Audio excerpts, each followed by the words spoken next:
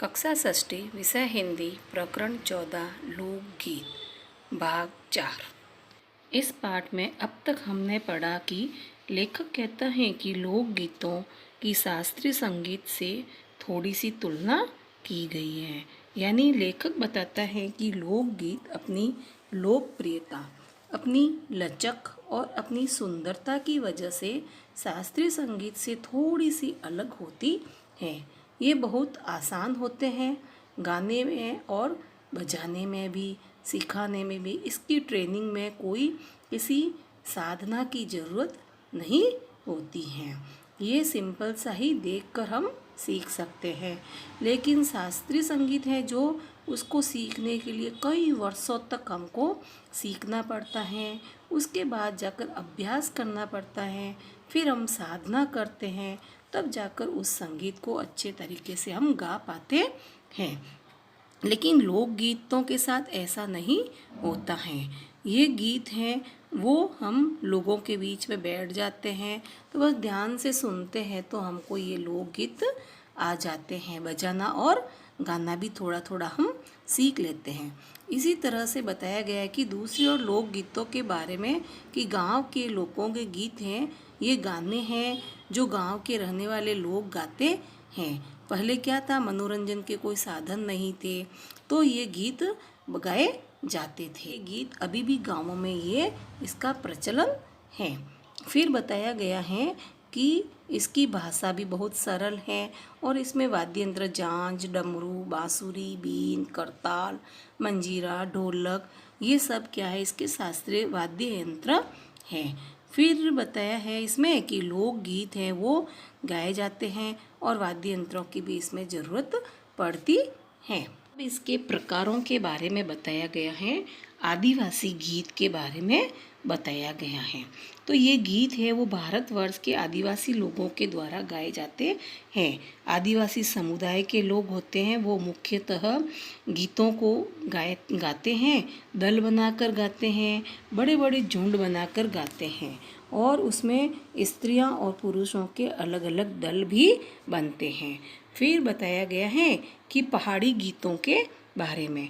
तो पहाड़ी गीत होते हैं वो महिलाएं हैं जो पहाड़ी क्षेत्रों में, यानी कि पहाड़ों पर रहने वाले लोग, पहाड़ी इलाकों के लोग होते हैं, वो इन गीतों को गाते हैं। उनको बोलते हैं पहाड़ी गीत। इसमें अर्थशास्त्रीय संगीत की कोई शास्त्रीय संगीत की जरूरत नहीं होती है। ये अर्थशास्त्रीय संगीत है। ये इसको क्या बोलते हैं, देहाड़ी गीत भी कहा जाता है। यह गीत कजरी और बारहमासा बसंत ऋतु में, ये गीत चैती और कजरी कब गाए जाते हैं, बसंत ऋतु में इनको गाए जाते हैं। और ये बारहमासा एक प्रकार का गीत है जो साल के 12 महीनों के बारे में जानकारी देता है और इसे चैती, कजरी, धोबिया, कहरवा और बारहमासा, ये सारे गीत गाए जाते हैं। देहाती लोग इनको गाते हैं। इसके बाद में आता है राजस्थानी गीत।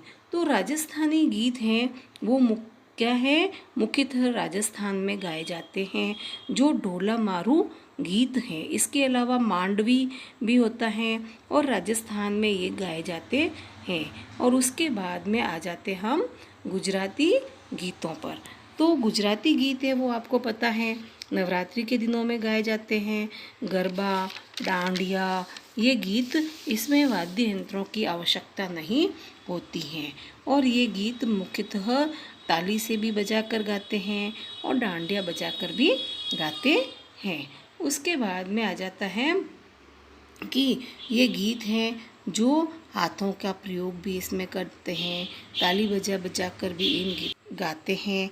और जब ये डांडिया गीत चलते हैं, गरबा, तो हमारे कदम अपने आप ही स्वतः ही उठ जाते हैं। उसके बाद में दिया है ब्रज प्रदेश के गीतों के बारे में बताया। तो ब्रज प्रदेश का नाम आते ही कान्हा जी का प्रदेश, भगवान श्री कृष्ण का जहाँ जन्म हुआ था वो वाला प्रदेश। तो ब्रज प्रदेश के गीतों में मुख्यतः कौन आते हैं, रसिया और होली के गीत उसमें गाए जाते हैं, जिनको कि औरतें भी गाती हैं और पुरुष लोग भी गाते हैं। लेकिन मुख्यतः इनके होली के महिलाएं ही ज़्यादातर गाती हैं। तो होली के गीत होते हैं, उसमें महिलाएं गाती हैं और भगवान कृष्ण के रास भी गाते हैं।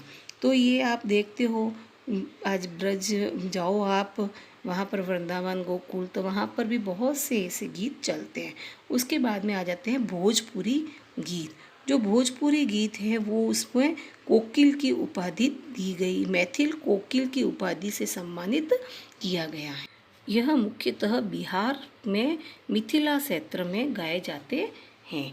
और यह जब भारत गुलाम था उस ज़माने में, जब उनकी माताएं बहनें, जो लोग विदेशों में नौकरी करने के लिए चले जाते थे, जो गुलाम बनकर नौकरी करते थे, उनकी माएँ और उनकी बहनें, उनकी पत्नियां प्रेमजनों की विरह में ये गीत गाती थी और उनकी याद में ये गीत उनको गाती थी।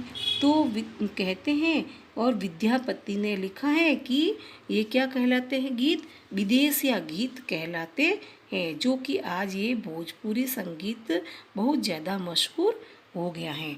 उसके बाद में हम आ जाते हैं बुंदेलखंड। बुंदेलखंड में कौन है, कौन सा क्षेत्र है, जो आपने पढ़ा है झांसी की रानी कविता, उसमें ये लाइन भी आपने पढ़ी है, खूब लड़ी मर्दानी वह तो झांसी वाली रानी थी, बुंदेले हर बोलो के मुँह हमने सुनी कहानी थी। तो झांसी और उत्तर प्रदेश का कुछ हिस्सा वो वाला एरिया है, वो आता है बुंदेलखंड के अंतर्गत। तो बुंदेलखंड में क्या था, आला और उद्दल नाम के दो भाई थे, जो कि उनका वो वीर थे, और उनकी वीरता का इसमें वर्णन करने के लिए या वीरता का गान करने के लिए चंदवंशी राजाओं ने की, एक जो राज कवि थे उनका नाम क्या था, जगनीक। तो वो जगनीक थे, चंदवंशी राजाओं के राज कवि। उन्होंने लिखा है, कहा है कि आल्हा नाम का गीत उन्होंने लिखा है, जो एक विशेष प्रकार के छंद में उन्होंने लिखा है। जब युद्ध भूमि में वीरता वर्धक के लिए जो कोई लड़ाई करने के लिए जाते थे पुराने समय में, तब उनका साहस बढ़ाने के लिए इन गीतों का प्रयोग किया जाता था। अनंत संख्या अपने देश में स्त्रियों के गीतों की है, तो ये गीत भी लोकप्रिय ही, पर अधिकतर इन्हें औरतें ही गाती हैं। इन्हें सिरजती भी अधिकतर वही हैं। वैसे मर्द रचने वालों या गाने वालों की भी कमी नहीं है, पर इन गीतों का संबंध विशेषतः स्त्रियों से है। इस दृष्टि से भारत इस दिशा में सभी देशों से भिन्न है, क्योंकि संसार के अन्य देशों में स्त्रियों के अपने गीत मर्दों या जनगीतों के अलग से और भिन्न नहीं हैं, मिले जुले ही हैं। त्योहारों पर नदियों में नहाते समय के, नहाने जाते हुए राह के, विवाह के, मटकोड़ ज्योनार के, संबंधियों के लिए प्रेम युक्त गाली के, जन्म आदि सभी अवसरों के अलग अलग गीत हैं जो स्त्रियां गाती हैं। इन अवसरों पर कुछ आज से ही नहीं, बड़े प्राचीन काल से वे गाती रही हैं। महाकवि कालिदास आदि ने भी अपने ग्रंथों में उनके गीतों का हवाला दिया है। शौहर, बानी, सेहरा आदि उनके अनंत गानों में से कुछ हैं। वैसे तो बारहमासे पुरुषों के साथ नारियां भी गाती हैं। एक विशेष बात यह है कि नारियों के गाने साधारणतः अकेले नहीं गाए जाते, दल बांधकर गाए जाते हैं। अनेक कंठ एक साथ फूटते हैं, यद्यपि अधिकतर उनमें मेल नहीं होता, फिर भी त्योहारों और शुभ अवसरों पर वे बहुत ही भले लगते हैं। गांवों और नगरों में गायिकाएं भी होती हैं, जो विवाह, जन्म आदि के अवसरों पर गाने के लिए बुला ली जाती हैं। सभी ऋतुओं में स्त्रियां उल्लासित होकर दल बांधकर गाती हैं, पर होली, बरसात की कजरी आदि तो उनकी अपनी चीज हैं, जो सुनते ही बनती हैं। पूर्व की बोलियों में अधिकतर मैथिल, कोकिल, विद्यापति के गीत गाए जाते हैं, पर सारे देश के कश्मीर से कन्याकुमारी, केरल तक और काठियावाड़, गुजरात, राजस्थान से उड़ीसा, आंध्र तक अपने अपने विद्यापति हैं। स्त्रियां ढोलक की मदद से गाती हैं। अधिकतर उनके गाने के साथ नाच का भी पुट होता है। गुजरात का एक प्रकार का दलीय गायन गरबा है, जिसे विशेष विधि से घेरे में घूम घूम कर औरतें गाती हैं। साथ ही लड़कियां भी बजाती जाती हैं, जो बाजे का काम करती हैं। इसमें नाच गान साथ चलते हैं। वस्तुतः यह नाच ही है। सभी प्रांतों में यह लोकप्रिय हो चला है। इसी प्रकार होली के अवसर पर बस में रसिया, ब्रज में रसिया चलता है, जिसे दल के दल लोग गाते हैं, स्त्रियां विशेष तौर पर। गांव के गीतों के वास्तव में अनंत प्रकार हैं। जीवन जहाँ इठला इठला कर लहराता है, वहाँ भला आनंद के स्रोतों की कमी हो सकती है। उद्दाम जीवन के ही वहाँ के अनंत संख्यक गाने प्रतीक हैं। उसके बाद हमने पढ़े कि इनके प्रकार के लोकगीत होते हैं, जो कि अलग अलग क्षेत्रों में गाए जाते हैं। लोकगीतों का कोई अंत नहीं है। एक प्रदेश के अंदर ही कई प्रकार के लोकगीत गाए जाते हैं। तो कुछ लोकगीत ऐसे भी हैं जिन्हें लोग कौन गाती हैं? सिर्फ स्त्रियां गाती हैं। और वैसे लोकगीत को बनाने में सबसे प्रमुख योगदान भी किसका है? स्त्रियों का ही है।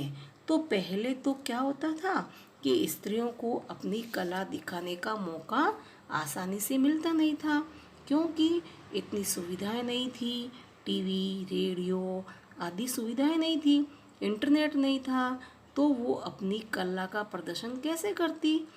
और स्त्रियों के बीच में करती थी। और मौका क्या होता था? चाहे शादी ब्याह हो या किसी के बच्चे होने का मौका हो, चाहे किसी का जन्मदिन हो, चाहे कुछ कार्यक्रम हो, तो वो क्या करती थी? उसमें ये गीत गाती थी। चाहे नदियों पर पानी भरने के लिए जाने का समय हो या जल भरकर वापस आने का समय हो, तो वो उस समय वो क्या करती थी?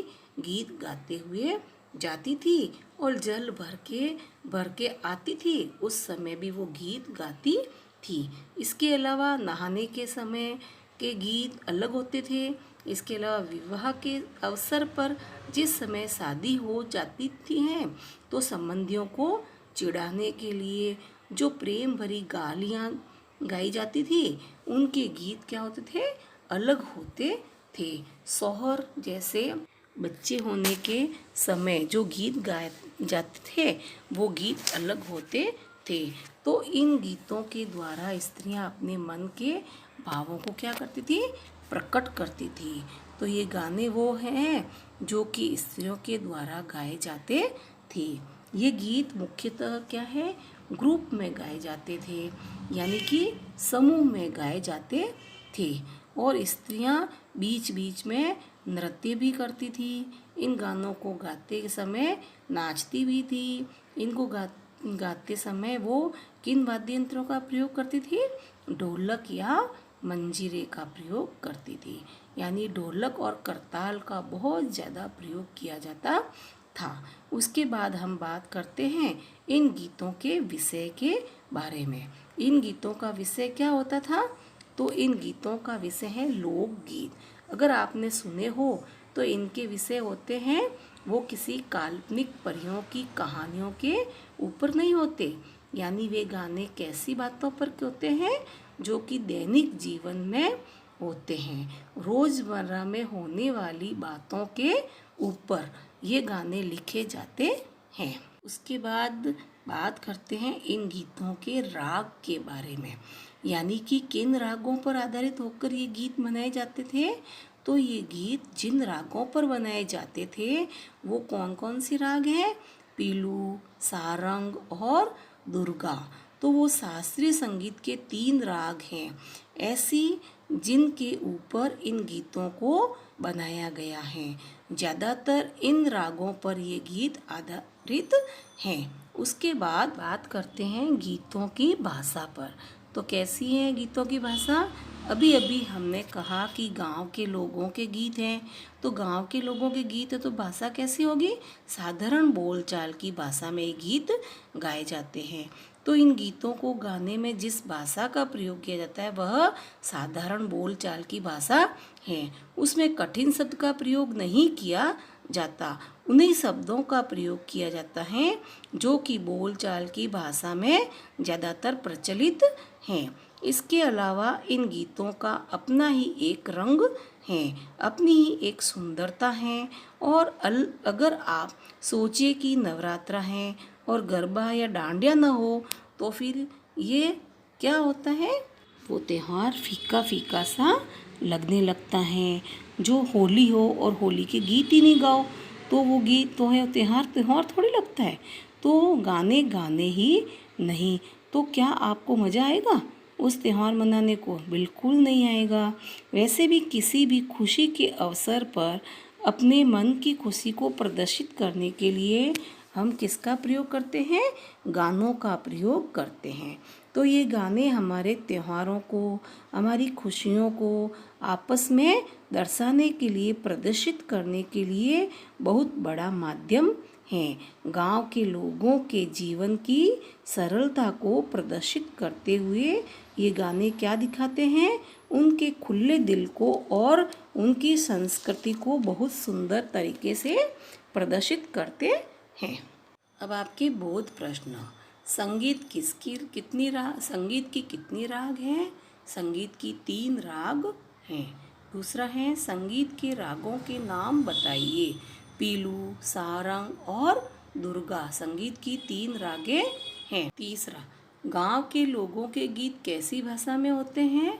गांव के लोगों के गीत साधारण बोलचाल की भाषा में होते हैं। चौथा प्रश्न है चंद्रवंशी राजाओं के राज कवि का नाम क्या था? चंद्रवंशी राजाओं के राज कवि का नाम जगनिक था। जगनिक में कौन सा गीत लिखा? जगनिक ने आल्हा नाम का गीत लिखा। के हैं अभ्यास प्रश्न। जैसे जैसे शहर फैल रहे हैं और गांव सिकुड़ रहे हैं, लोकगीतों पर उनका क्या असर पड़ रहा है? अपने आसपास के लोगों से बातचीत करके अपने अनुभव बताइए। गांव के लोगों का शहर की तरफ पलायन हो रहा है। अपने साथ वे अपने लोकगीतों को भी ला रहे हैं। ये लोकगीत शहरी लोगों को काफ़ी आकर्षित कर रहे हैं। शहरी लोगों के ये लोकगीत सामान्य फिल्मी और गैर फिल्मी गीतों से अलग हटकर आनंद ले रहे हैं। अब सभा और समारोह में लोकगीतों की धूम मची रहती है। अब है प्रश्न दूसरा। जीवन जहाँ इटला इटला कर लहराता है वहाँ भला आनंद के स्रोतों की कमी हो सकती है? उद्दाम जीवन के ही वहाँ के अनंत संख्यक गाने प्रतीक हैं। क्या तुम इन बात से सहमत हो? विदेशिया नामक लोकगीतों से कोई कैसे आनंद प्राप्त कर सकता है और वे कौन लोग हो सकते हैं जो इसे गाने सुनते हैं? इसके बारे में बताइए। हाँ, मैं इस बात से सहमत हूँ। लोकगीत गाँवों की उन्मुक्त चर्चा के प्रतीक हैं। किसी भी लोकगीत से आनंद प्राप्त किया जा सकता है यदि आप वहाँ की बोली से थोड़ा भी परिचित हो। जो लोग भोजपुरी के जानकार हैं ये विदेशिया लोकगीत को सुनकर आनंद उठा सकते हैं। इन गीतों में रसिक प्रियों और प्रियाओं की बात रहती है। इससे परदेसी प्रेमी और करुणा का रस बरसता है। ये पाठ आज समाप्त हुआ।